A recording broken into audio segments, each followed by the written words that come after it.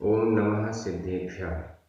जीवमजीवम तव्वं जिणवरवसहेन जीर्णनिर्दिष्टं देविन्दविन्दवन्दं वन्दे तं सर्वदा शिरसा। बोलिए श्री आदिनाथ भगवान की जय। आचार्य श्री नेमिचंद्र सिद्धांती देव की जय। हम सभी का ये परम सौभाग्य है जो हमें आचार्य नेमिचंद्र सिद्धांती देव का महान ग्रंथ लघु द्रव्य संग्रह के अध्ययन का अवसर मिल रहा है। कल हमने इस ग्रंथ का मंगलाचरण किया था। मंगलाचरण की गाथा और आगे की सभी गाथाएं निश्चित रूप से द्रव्य संग्रह का लघु स्वरूप ही प्रस्तुत कर रही हैं।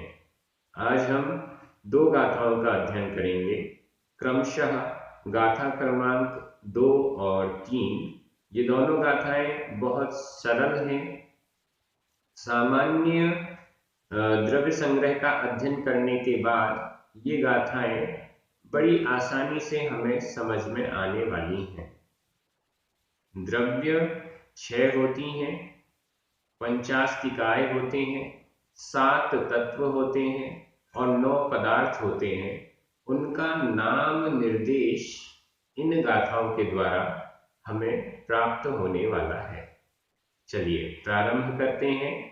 गाथा क्रमांक 2, उच्चारण।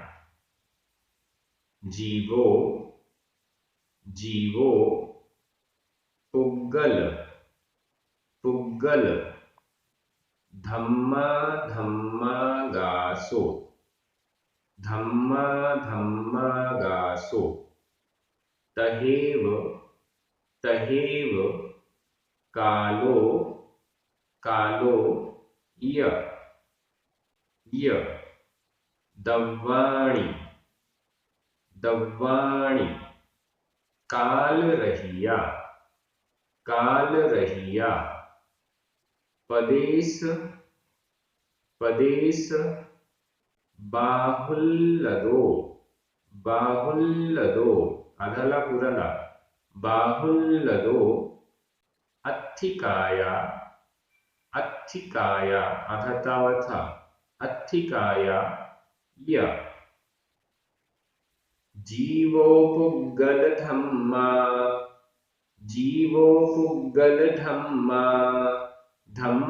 गासो तहेव कालोय धम्मा गासो तहेव कालोय दव्वाणि काल रहिया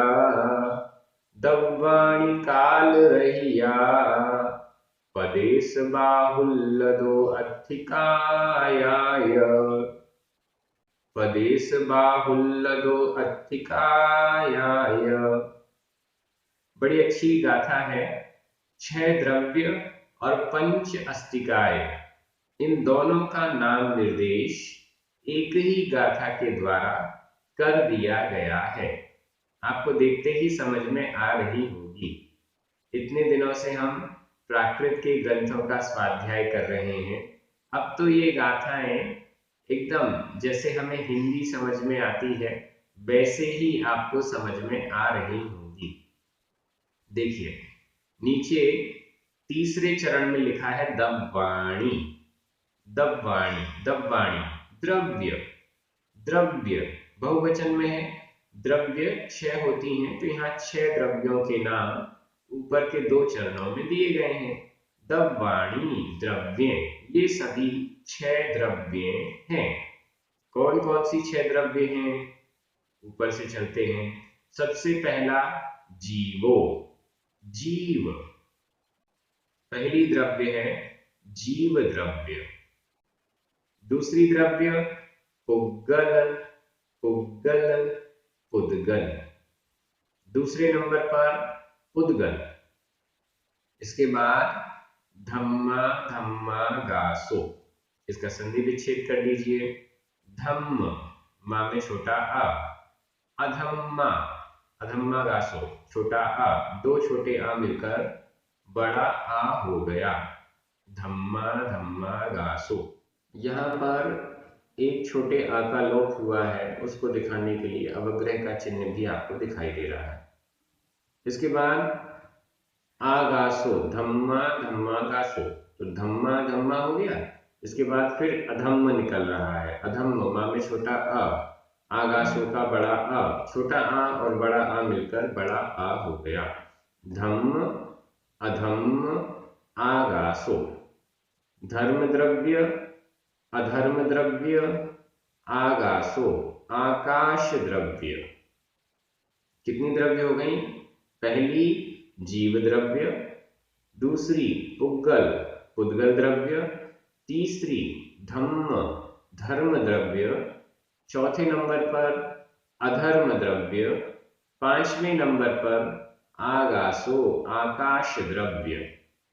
इसके बाद है तहेव, उसी प्रकार से। तहेव, इसका भी हम संधि विच्छेद कर सकते हैं। तह, हमें छोटा अ, एव, ए, आ और ए मिलकर आ का लोप हो गया, ए रह गया।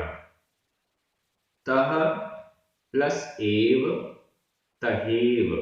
तह, तह यानी उसी प्रकार, एव यानी ही, उस प्रकार ही, वैसे ही, जैसे ये 5, वैसे ही कालो, य और कालो, काल काल, ये सभी 6 हो गई।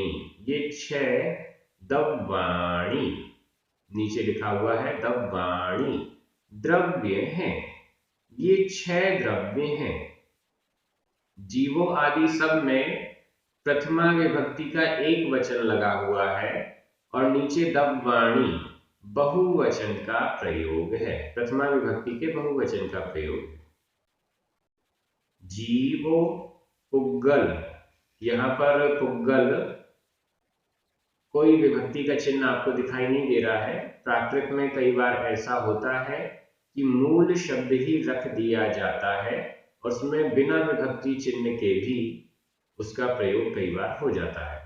धम्मा धम्मा गासो, यहाँ पर भी प्रथमा विभक्ति का एक वचन।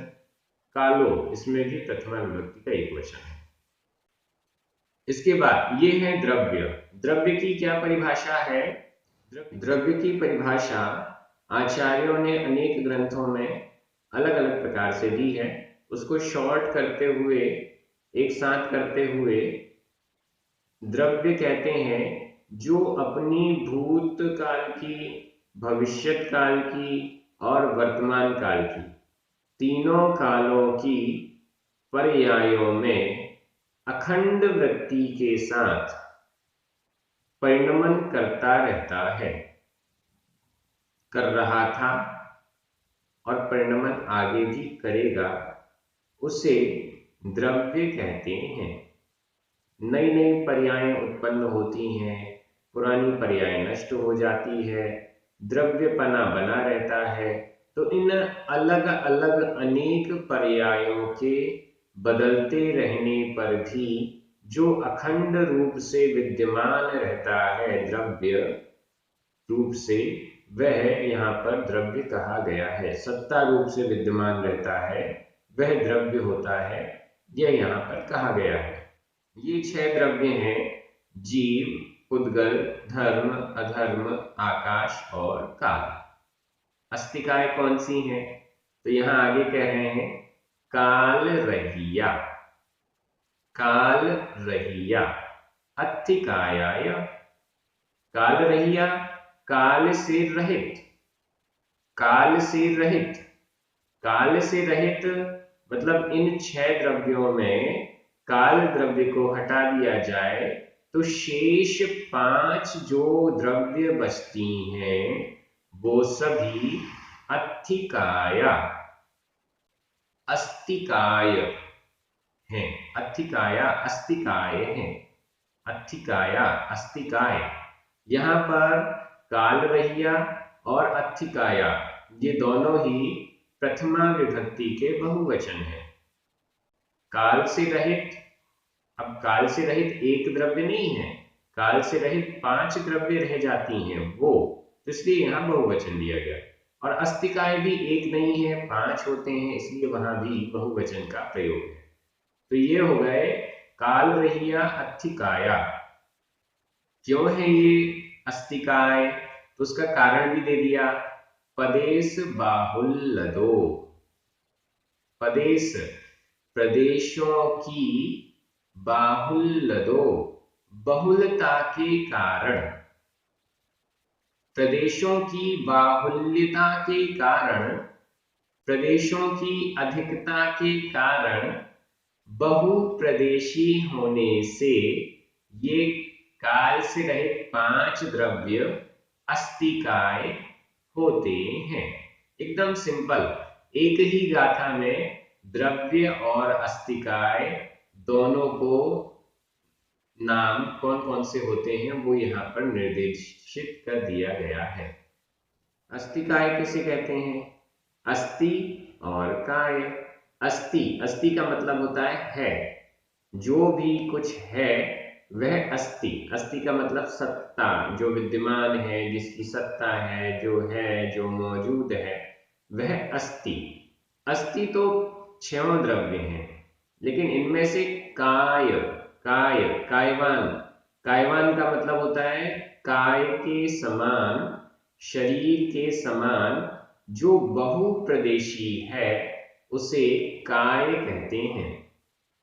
काल द्रव्य एक प्रदेश में रहता है, काल द्रव्य एक प्रदेशी होता है। काल द्रव्य के असंख्यात अणु हैं और प्रत्येक काल द्रव्य का अणु लोकाकाश के एक एक प्रदेश में ही रहता है। एक से अधिक प्रदेश में काल द्रव्य का एक अणु नहीं रह सकता है। इस दृष्टि से वह एक प्रदेशी है, बहुप्रदेशी नहीं है। शेष द्रव्य एक प्रदेश से ज्यादा प्रदेशों में रहती हैं, इस दृष्टि से वे सभी बहुप्रदेशी हैं। और भी विशेष हमने द्रव्य संग्रह में पढ़ा था, आगे भी आएगा। प्रदेशों की बहुलता के कारण, प्रदेशों की अधिकता के कारण, अधिक स्पेस, अधिक स्थान घेरने के कारण इन 5 द्रव्यों को अस्तिकाय कहते हैं। ये यहाँ पर स्पष्ट हो गया है, द्रव्य भी स्पष्ट है और अस्तिकाय भी स्पष्ट है। इस प्रकार से द्रव्य और अस्तिकाय दोनों को स्पष्ट कर दिया गया है। द्रव्य और अस्तिकाय के अंतर को भी स्पष्ट कर दिया गया है। द्रव्य काल की अपेक्षा से, परिवर्तन की अपेक्षा से परिभाषित होता है, और इसके अलावा जो अस्तिकाय है वह क्षेत्र की अपेक्षा से परिभाषित होता है। कितना क्षेत्र विस्तृत घेर रहा है द्रव्य, उस दृष्टि से अस्तिकाय यह परिभाषित होता है। तो यहाँ द्रव्य और अस्तिकाय हो गया। व्याकरण की दृष्टि से हम देखें तो ऊपर वाली लाइन में जितने सारे शब्द हैं सभी प्रथमा विभक्ति के एक वचन हैं। नीचे वाली लाइन में प्रथमा विभक्ति के बहुवचन हैं। पदेश बाहुल्यदो यह पंचमी विभक्ति का एक वचन है। तहेव और यह 2 बार आया है, ये तीनों ही अव्यय हैं। इस प्रकार से इसका व्याकरण भी हो गया है। अब हम अगली गाथा में चलते हैं। गाथा क्रमांक 3, उच्चारण। जीवा जीवासव, जीवा जीवासव बंध, जीवा जीवासव बंध, ये पूरा एक समासित पद है। संवरो, संवरो, णिज्जरा, निज्जरा, आधा जा पूरा जा, निज्जरा, तहा मोक्षो, मोक्षो, तच्चाणी, तच्चाणी, आधा चा पूरा चा, तच्चाणी, सत्त, आधा ता पूरा ता, सत्त, एदे, एदे, सपूर्ण पावा, सपूर्ण पावा, पयत्था, पयत्था य, जीवा जीवा सव बंध, जीवा जीवासव बंध संवरो निज्जरातः मुखो बंध संवरो निज्जरातः मुखो तच्चाणि सत्त एदे तच्चाणि सत्त एदे सपूर्ण पावापयत्थाय सपूर्ण पावापयत्थाय। बहुत सुंदर गाथा है।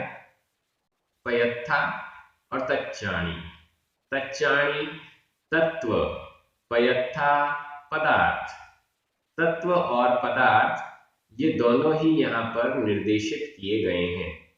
तत्व कौन से? ऊपर वाली लाइन में लिखा हुआ है, और इसमें दो को और जोड़ दें, पुण्य और पाप, तो वे पदार्थ हो जाते हैं। एक ही गाथा में तत्व और पदार्थ दोनों के नाम दे दिए गए हैं। देखते हैं।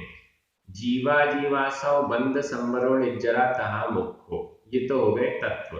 जीवा जीवासव, इसका संधि विच्छेद कर लें। जीव प्लस अजीव, व में छोटा आ, अजीव का छोटा आ, दोनों छोटे आ मिलकर बड़ा आ बन गया।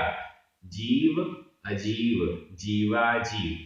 इसके बाद अजीव प्लस आसव, अजीव व में छोटा आ, आसव का बड़ा आ, छोटा आ और बड़ा आ मिलकर बड़ा आ हो गया।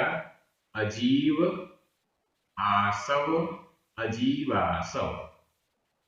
जीव अजीव आसव, जीव जीव, ये पहला तत्व है, जीव तत्व। दूसरे नंबर पर अजीव, अजीव तत्व। तीसरे नंबर पर आसव, आश्रव, आश्रव तत्व। चौथे नंबर पर बंध, बंध तत्व है। पांचवें नंबर पर संवरो, संवर। छठवें नंबर पर निज्जरा, निर्जरा। तहा तथा मोक्षो, मोक्ष। सातवां तत्व मोक्ष। कौन कौन से हो गए? जीव अजीव आश्रव बंध संवर निर्जरा, तहा यानी तथा, और मोक्षो मोक्ष। ये तच्चाणी, तच्चाणी तत्व, ये तत्व कितने? सत्त, सत्त यानी सात। एदे, एदे एदे यानी ये एदे, ये सत्त तच्चाणी, सात तत्व हैं। ये सात तत्व हैं। जीव तत्व, अजीव तत्व, आश्रव तत्व, बंध तत्व, संवर तत्व, निर्जरा, निर्जरा तत्व और मोक्षो, मोक्ष तत्व। एदे, ये सत्त, सात तच्चाणी तत्व हैं। ये सात तत्व हैं। और पदार्थ कौन से हैं? सपूर्ण पावा पयत्था य मतलब और सपूर्ण पावा, स यानी सहित, पूर्ण पावा पुण्य और पाप सहित। एदे को हम यहां भी लगा सकते हैं। एदे यानी ये सात और पुण्य पाप सहित, पुण्य और पाप सहित ये सात मिला दें तो फिर क्या होगा? पयत्था, पदार्थ हो जाएंगे। 9 पदार्थ की संख्या आ जाएगी। जीव अजीव आश्रव बंध संवर निर्जरा मोक्ष पुण्य और पाप, ये 9 पदार्थ हो जाएंगे। इन सब का स्वरूप आगे यहाँ पर आचार्य महाराज गाथाओं के द्वारा प्रकट करने वाले हैं, इसलिए यहाँ पर प्रस्तुत नहीं कर रहे हैं। यहाँ पर विभक्तियां देख लीजिए, अन्वय तो एकदम स्पष्ट है।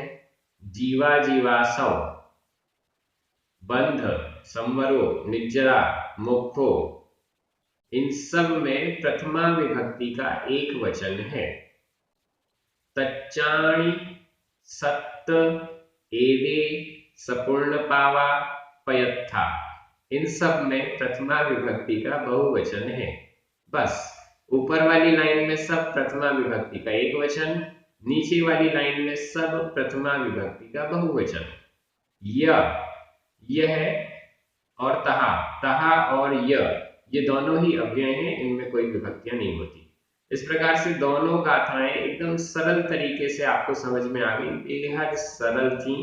केवल नाम ही यहाँ पर बताए गए हैं। द्रव्य, अस्तिकाय, तत्व और पदार्थ, इनका नाम निर्देश कर दिया गया है। आगे की गाथाओं में इनका स्वरूप प्रकट किया जाना है, जो कि बहुत ही इंपॉर्टेंट गाथाएं हैं। हम सभी इसी प्रकार से लघु द्रव्य संग्रह ग्रंथ का अध्ययन करते जाएंगे। द्रव्य संग्रह ग्रंथ की दृष्टि से द्रव्य संग्रह में इन द्रव्यों के नाम ऐसी गाथाओं के द्वारा एक साथ नहीं बताए गए। ध्यान दीजिएगा, जिस प्रकार से यहाँ पर इन गाथा लघु द्रव्य संग्रह में इन गाथाओं के द्वारा द्रव्य अस्तिकाय का एक साथ वर्णन कर दिया, तत्व और पदार्थ का एक साथ नाम निर्देश कर दिया, वैसा द्रव्य संग्रह में नहीं किया है। द्रव्य संग्रह में थोड़ा सा विस्तृत करते हुए वहां वर्णन दिया गया है, लेकिन यहाँ पर शॉर्ट करते हुए एक ही गाथा में दोनों को कर दिया। तो इस दृष्टि से थोड़ा सा अंतर है, जो कि बहुत अच्छे से हमें समझ में भी आ रहा है, प्राकृत भाषा की दृष्टि से समझ में आ रहा है। आप सभी बहुत अच्छे से अध्ययन कर रहे हैं। लघु द्रव्य संग्रह ग्रंथ का अध्ययन पहली बार किया जा रहा है, इस दृष्टि से आप सभी उत्साहित हैं। आप सभी ने बहुत सारे अच्छे अच्छे नियम भी लिए हैं। जब तक यह ग्रंथ पूर्ण नहीं होता तब तक के लिए आपने जो नियम लिए हैं YouTube के कमेंट बॉक्स पर आप लिख रहे हैं। अगर नहीं लिख पाए हैं, भूल गए हैं, तो आज भी आप ये नियम लेकर लिख सकते हैं। ध्यान रखिए, पूर्ण विनय भक्ति भाव के साथ बहुमान पूर्वक हमें स्वाध्याय करना है। स्वाध्याय जब हम विनय भक्ति से सहित होते हुए करते हैं तो निश्चित हमारे कल्याण का निमित्त बनता है। इस दृष्टि से आप सभी बहुत अच्छे से अध्ययन कर रहे हैं। सभी को बहुत बहुत धन्यवाद। पुण्यार्जकों को विशेष धन्यवाद। सभी को जय जिनेन्द्र। जिनवाणी माता की जय।